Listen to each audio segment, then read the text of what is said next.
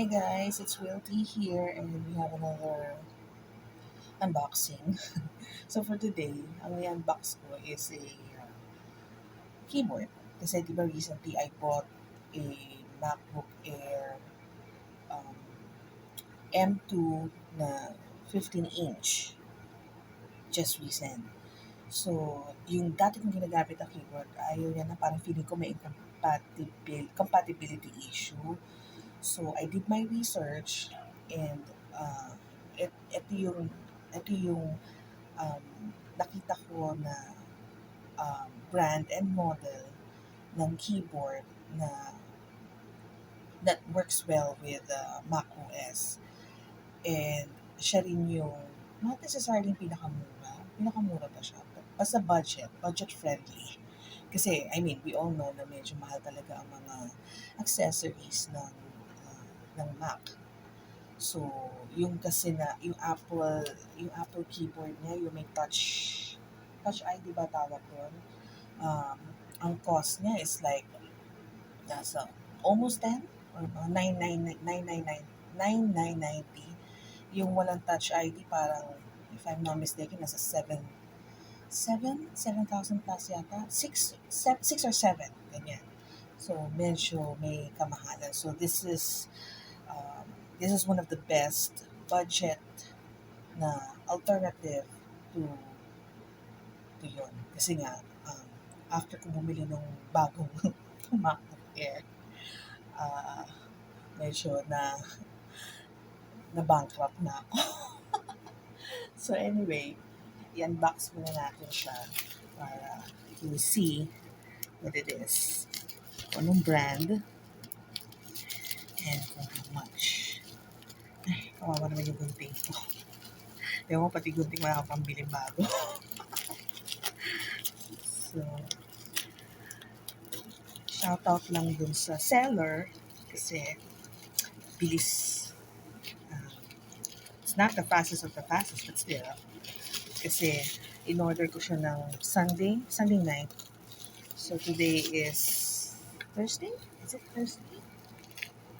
Thursday. Thursday siya dumating. Kanina lang. Dumating siya. So, ay, pa-carton siya.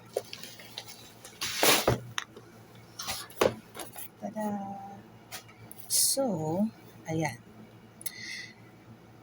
It's Logitech. It's Logitech MK650 for business. Signature MK650 for business. So, kasi M650 and K650. So, I just discovered na yung M pala is for the mouse and K is for the keyboard. Diba? So, ayan siya. Very well packaged naman. So, yeah. Ayan yung kanyang, what do you call this? Pause nyo na lang. So, let's open this baby. Saan ba siya? Ayan. So, sobrang seal. Parang ayaw na bumuksan. So, like I mentioned, yung Apple na with Touch ID is nasa 9. Yung wala is nasa 6 or 7. And this one is 4,890.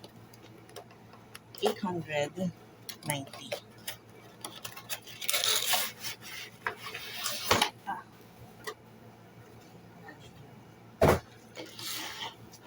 So this is 4,890. But wait, there's one. So anyway, ayan. So may mga ganyan siyang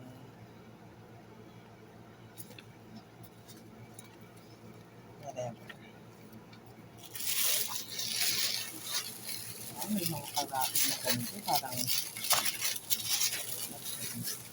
wow, there you are.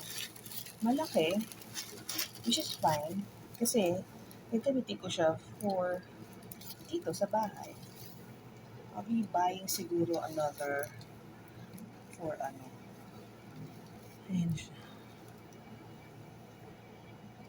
Nice. Soft keys. This is the mouse. Na may nakalagay sa pouch.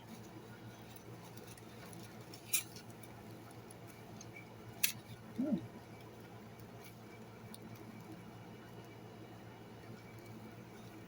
nice. Nice ang handle.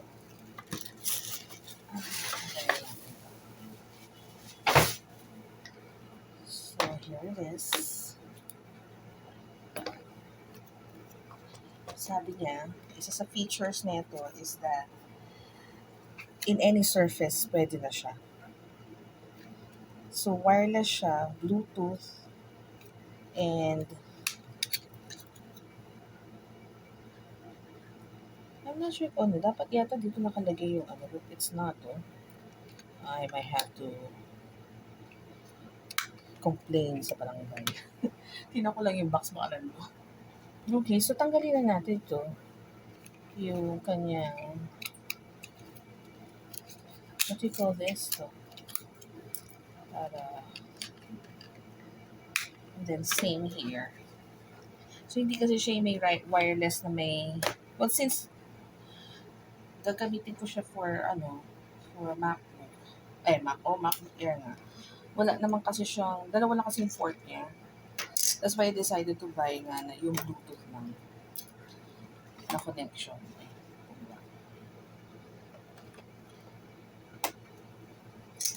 Kasi,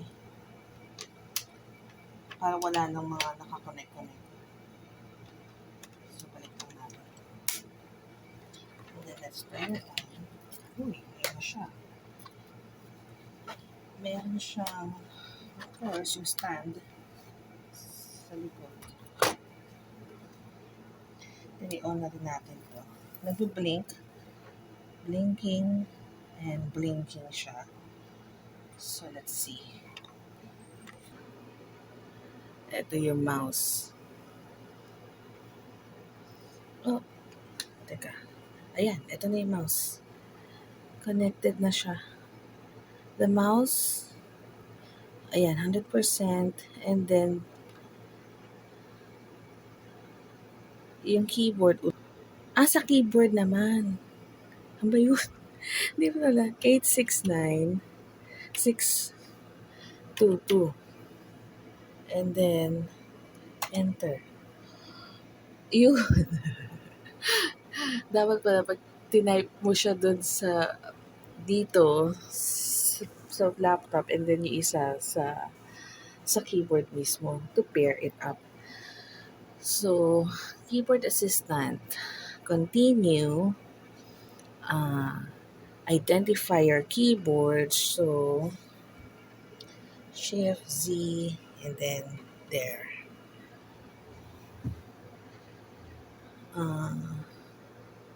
Okay, done. Okay. Ayan. Connected na. Connected na siya. So, yan. Test na lang natin siya. So far,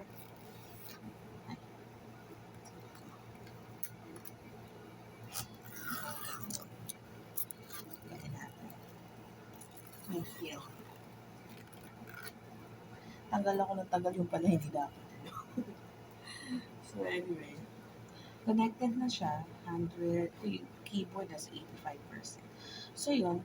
Yung, going back to sa price. Yung regular price niya is 4,890. Pakita ko na lang. Ayan. 4,890. I got a discount ng 1,200. So, nabili ko lang siya for 3,866. So, yan siya. Logitech Signature MK650 Multi-OS Silent Touch for Business Wireless Keyboard and Mouse Combo. So, again, compared kasi dun sa Apple keyboard, it's really Mahal talaga siya. And that's why I decided to buy this as an alternative. So I guess, yun lang. Yun lang muna. Thank you so much for watching. See ya!